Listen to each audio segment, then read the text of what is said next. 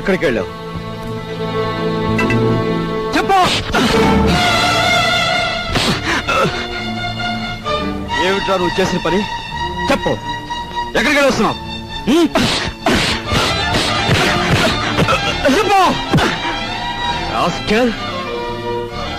ఏమిట్రా నువ్వు చేసిన పని?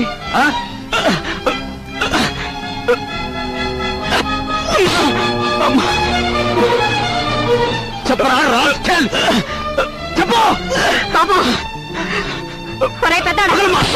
నీకు మీ నాన్నగారు పోయి పట్టుమని 10 రోజులు కాలేదు. ఏం చేశాడని రా వాడిని అలా కొడుతున్నావు? మీ నాన్నగారు ఏనాడైనా వీడిని ఇలా కొట్టడం చూసావా? వీడు చేసే పనికి కొట్టడం కదమ్మా, చంపాలి. చంపి పాతేయాలి. ఏం చేశాడు అంత పెద్ద తప్పు? ఏం చేశాడా వీడు?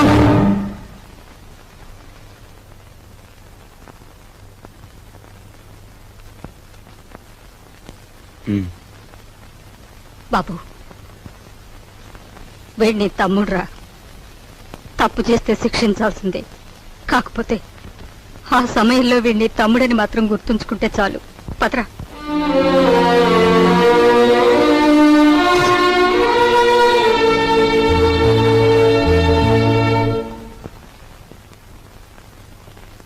వాడెందుకు కుట్టాడో తెలుసమ్మా? చెప్పు. పక్కన కాబోయే పెళ్ళం ఉంది కదా, ఆవిడ ముందు గొప్పలు చూపించుకోవడానికి.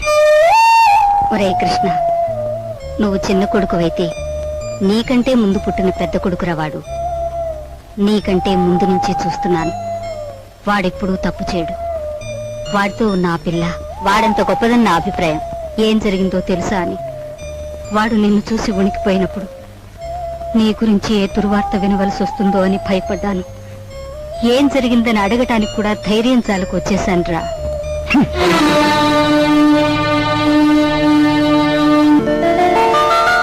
ఈమె నా చెల్లెలు ఇల్లు వదిలి వచ్చేసింది.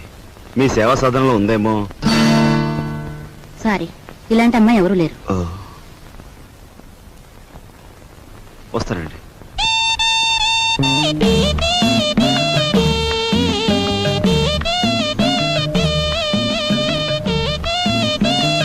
ఇలా రా. వస్తున్నా. నీ చూపులోని ఆకలి నాకు అర్థమైంది. నీకేది కావాలన్నా నేను ఉపయోగపడతాను, అలాగే నాకేది కావాలన్నా నువ్వు ఉపయోగపడాలి. ఇక్కడ ఫ్రెండ్షిప్ కి అది కండిషన్. ఓకే? రాజు, నువ్వేవి అనుకోనంటే ఈ డబ్బుతో నీ అప్పులన్నీ తీరిస్తే ఎలా ఉంటుంది? స్నేహితురాలుగా నేనేం చేయాలో ఏం చేయగలను నాకేం అర్థం కావటం లేదు. నీ అభిమానం ఆత్మబలం అండగా ఉంటే నాకంతే చాలు. పద. మంచితనం మించిపోవును, ఆలోచించిన ఆశాభంగం. 8 రోజులు సైకిల్ తొక్కిన వారికి 8,000 రూపాయలు బహుమానం. 8 days 8,000. 8 రోజులు సైకిల్ తొక్కిన వారికి 8,000 రూపాయలు బహుమానం.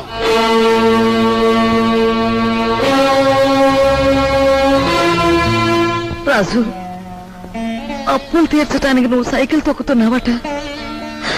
మనలాంటి కుటుంబాల్లో పుట్టి ఇలాంటి పనులు చేస్తే ఎంత పరువు తక్కువగా ఉంటుందో ఆలోచించు.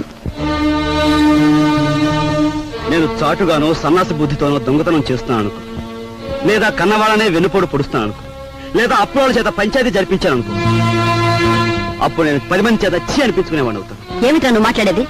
మొన్నటికి మొన్న కుమ్మరాడి దగ్గర కూలిపిని కొప్పుకొని ఈ ఇంటి పరువు మీద పెద్ద బండ పడేస్తావు. ఇవాళ మీ నాన్న చచ్చిపోయాక ఆగు. ఇప్పుడు నువ్వేమిటి మాట్లాడింది? మా నాన్న చచ్చిపోయాడా? ఆ మాట నువ్వంటున్నావా? నువ్వు ఏమిట్రా అది?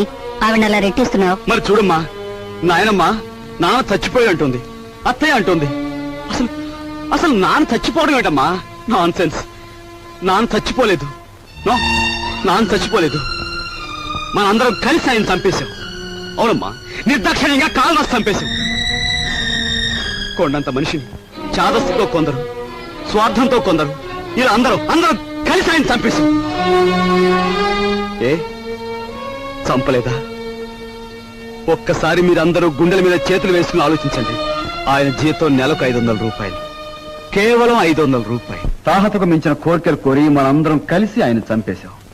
He was successfully murdered by all his family members. నోరుంది కదా అని తప్పులు పడుతున్నారు. నేను చేస్తున్న ఈ పనిలో ఓ పవిత్రమైన ఆశయం ఉందే తప్ప ఇదేం పరువు పోయే పని కాదని నాకు బాగా తెలుసు. మీరు ఒప్పుకున్నా ఒప్పుకోకపోయినా ఈ పని నేను చేసే తీరు.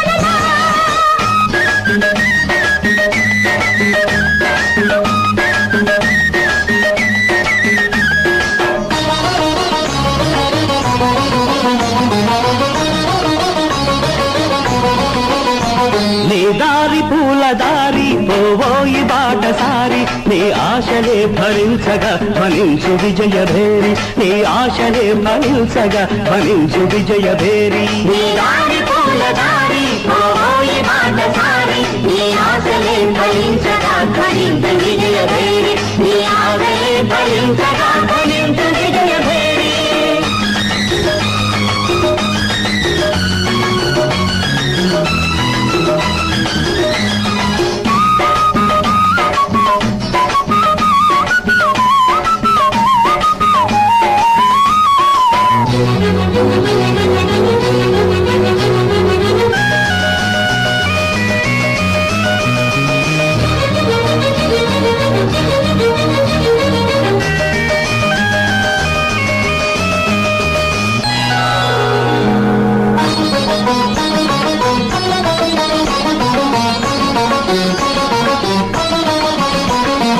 ఆశయాలు గురిగా సాహసాలు సిరిగా సాగాలి జైత్రరథం అడిబడిగా మలుపులల్ని ఉన్నా గెలుపునేది రన్నా సాధించు మనోరథం మనిషిగా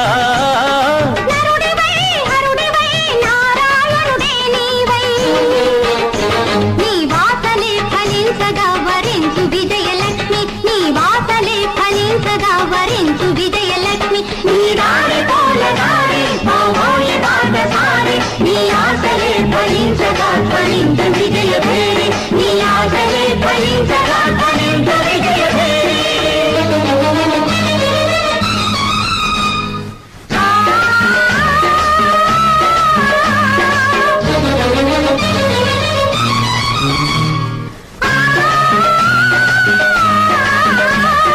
అయ్యప్ప స్వామియే శరణమయ్యప్ప అయ్యప్ప స్వామియే శరణమయ్యప్ప.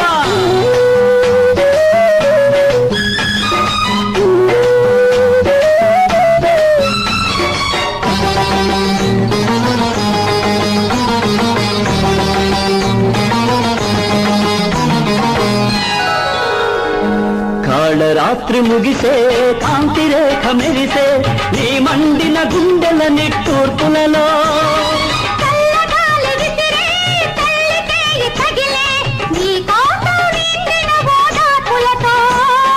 విజయమో విలయమో విధి విలాసమేదైనా నీ రక్తమే జ్వలించగా జయించు ఆత్మశక్తి నీ రక్తమే జ్వలించగా జయించు ఆత్మశక్తి నీ దారి పూల దారి పోవోయి బాటసారి నీ ఆశలే భరించగా ధ్వనించు విజయభేరి నీ ఆశలే భరించగా ధ్వనించు విజయభేరి.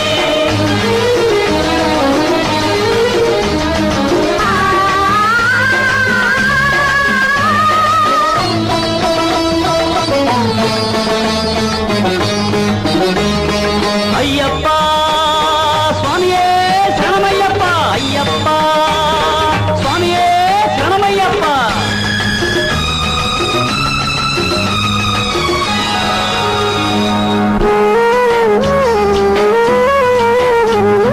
దిక్కులన్నీ కలిసే దైవమొకటి వెలసే నీ రక్తాభిషేకం చేస్తుంటే మతములన్నీ కరిగే మమత దివ్య వెలిగే నీ ప్రాణం నైవేద్యం పెడుతుంటే వీరుడివై ధీరుడివై విక్రమాకుడివి నీవై నీ లక్ష్యమే సిద్ధించగ దీవించు దైవ శక్తి, నీ లక్ష్యమే సిద్ధించగ దీవించు దైవ శక్తి.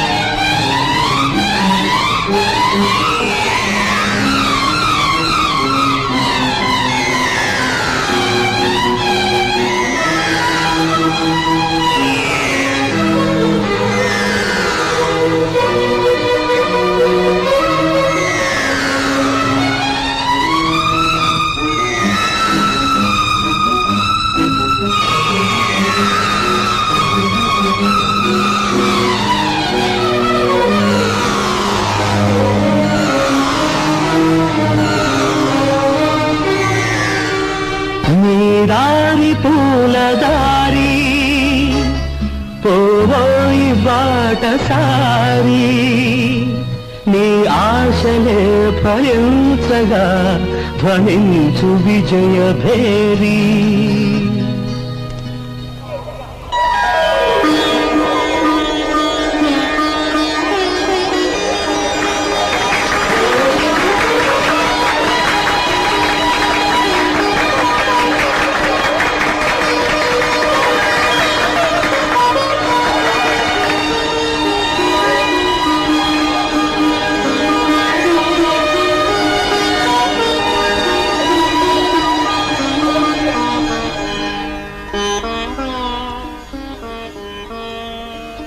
ఇవాళ నీ కొడుకు ప్రయోజకుడైనందుకు ఇప్పుడు నువ్వు ఉంటే ఎంత ఆనందించబడివిరా.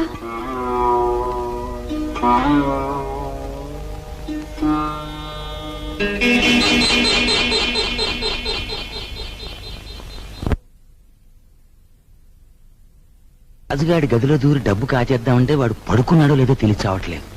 పడుకున్నాడని దగ్గరికి వెళ్ళామనుకో వాడు బాంబుల పేర్లా పేల్తాడు. అసలు ఈ గొడవంతా దేనికి?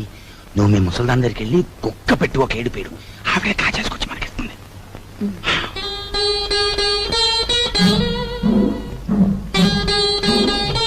రాజు సైకిల్ దుక్కి సంపాదించిన డబ్బుతో ముందు అప్పులు తీరుస్తానంటున్నాడు, మమ్మల్ని మాత్రం ఆగమంటున్నాడు. వాడు సైకిల్ తొక్కుతానంటే మనం అందరం వాడిని కాదన్నాం. ఇప్పుడు ఆ డబ్బు మనం కావాలంటే ఏం బాగుంటుందమ్మా? అందుకే వాడి చేతుల నుంచి మనం తీసుకోము. మరి నువ్వు ఆ గదిలోకి వెళ్తావు, ఎవ్వరికి అనుమానం ఉండదు. ఆ డబ్బు నువ్వు తెస్తావు.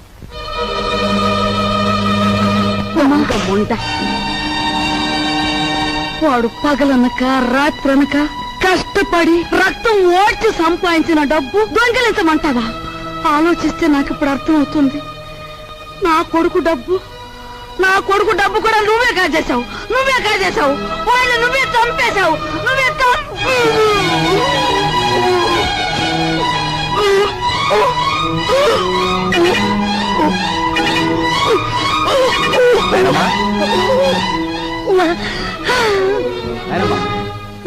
బాబు. ఏమైందమ్మా? ఎందుకు కేకలు పెట్టావు? నాయనమ్మా ఏమైందమ్మా? ఏం లేదు బాబు, ఏదో పీడకలు వచ్చింది.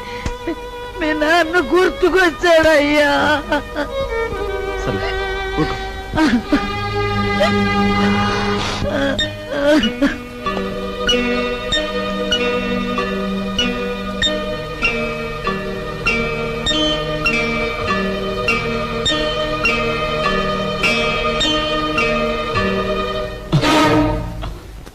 ఏమిట్రా లోపల చూస్తున్నా?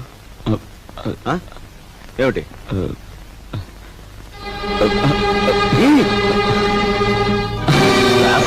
ఏమిటారు చేసిన పని?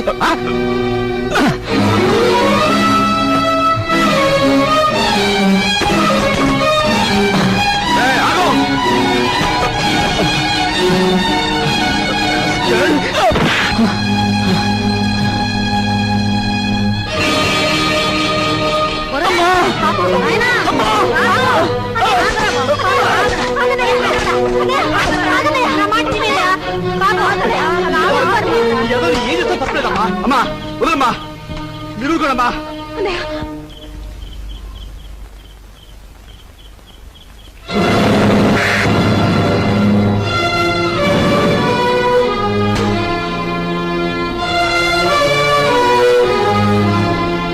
రేయ్, అన్నయ్య వదలు.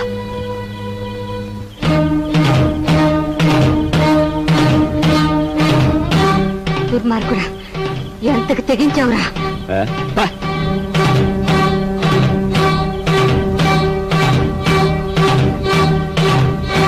రేయ్, తప్పు చేస్తే శిక్షించాల్సిందే. కాకపోతే ఆ సమయంలో వీడిని తమ్ముడని మాత్రం గుర్తుంచుకుంటే చాలు. రేయ్, తమ్ముడు ఎవడ్రా నీకు తమ్ముడు? ఒక సిగరెట్ వెలిగించినంతసేపు లేదు నీ పెద్దరికం, ఒక దమ్ము లాగినంతసేపు లేదు నీ పెద్దరికం. అందుకోసం నువ్వు ఎగిరిపడిన అవసరం లేదు. ఏమిటి నీ గొప్ప? నాన్న చచ్చిపోయి 4 రోజులు కాలేదు, రకరకాలుగా అధికారం చలాయించాలని చూస్తున్నావు. నీ పెద్దరికం నాకు అక్కర్లేదు. సచ్చినాడా ముసలిముండా. ఐఎమ్ సారీ, నీకు మర్యాద ఇవ్వాలి కదూ. చూడు మిస్టర్, నీకు ఎవరి పెద్దరికం అక్కర్లేదనుకుంటే ఈ ఇంట్లో నుంచి తక్షణం బయటకు వెళ్ళిపోవచ్చు. నేను ఇంట్లోంచి వెళ్ళిపోవాల్సి వస్తే ఏం జరుగుతుందో తెలుసా? నువ్వు ఈ ఇంట్లో ఉండాలంటే ఏం చేయాలో తెలుసా? తెలుసు. నిన్ను అన్నా అని గుర్తించాలి, నువ్వు తంతే పడుండాలి. అంతేకాదు, దున్నపోతల తింటూ కూర్చోకూడదు. కాయ కష్టం చేసైనా సరే సంపాదించాలి, అప్పుడే నీకు తిండి. ఓహో, సంసారం సవ్యంగా సాగాలంటే ఇంట్లో అందరూ కష్టపడాలి. అలాగే ఇంటి పరువు కాపాడాలంటే అందరూ కలిసి ఉండాలి కదూ. మీ నాన్నగారు పోయి పట్టుమని 10 రోజులు కాలేదు. ఏం చేశాడని వాడిని అలా కొడుతున్నావు? మీ నాన్నగారు ఏనాడైనా వీడిని ఇలా కొట్టడం చూసావా? వీడు చేసే పనికి కొట్టడం కదమ్మా, చంపాలి. చంపి నిన్ను పాతేయాలి. ఏం చేశాడు అంత పెద్ద తప్పు? ఏం చేశాడా వీడు?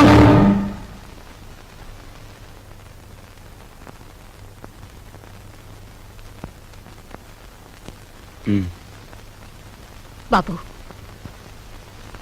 వీడిని తమ్ముడురా. తప్పు చేస్తే శిక్షించాల్సిందే. కాకపోతే ఆ సమయంలో వీడిని తమ్ముడని మాత్రం గుర్తుంచుకుంటే చాలు. పత్రా.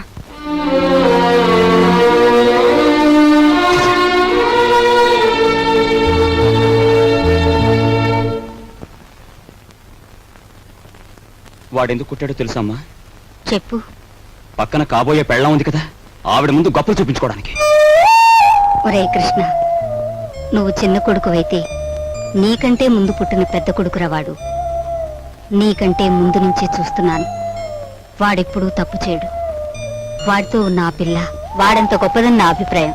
ఏం జరిగిందో తెలుసా అని వాడు నిన్ను చూసి వణికిపోయినప్పుడు నీ గురించి ఏ దుర్వార్త వినవలసి వస్తుందో అని భయపడ్డాను.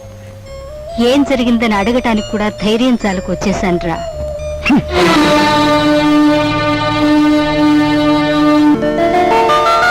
ఈమె నా చెల్లెలు ఇల్లు వదిలి వచ్చేసింది. మీ సేవా సాధనలో ఉందేమో. సారీ, ఇలాంటి అమ్మాయి ఎవరూ లేరు.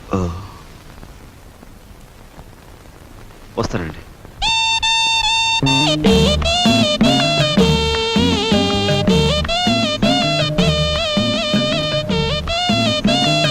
ఇలా రా. వస్తున్నా. నీ చూపులోని ఆకలి నాకు అర్థమైంది. నీకేది కావాలన్నా నేను ఉపయోగపడతాను, అలాగే నాకేది కావాలన్నా నువ్వు ఉపయోగపడాలి. ఇక్కడ ఫ్రెండ్షిప్ కి అది కండిషన్. ఓకే? రాజు, నువ్వేవి అనుకోనంటే ఈ డబ్బుతో నీ అప్పులన్నీ తీరిస్తే ఎలా ఉంటుంది? స్నేహితురాలుగా నేనేం చేయాలో ఏం చేయగలను నాకేం అర్థం కావటం లేదు. నీ అభిమానం ఆత్మబలం అండగా ఉంటే నాకు అంతే చాలు. పద. మంచి తరుణం మించిపోవును, ఆలసించిన ఆశాభంగం. 8 రోజులు సైకిల్ తొక్కిన వారికి 8,000 రూపాయలు బహుమానం. 8 days 8,000. 8 రోజులు సైకిల్ తొక్కిన వారికి 8,000 రూపాయలు బహుమానం.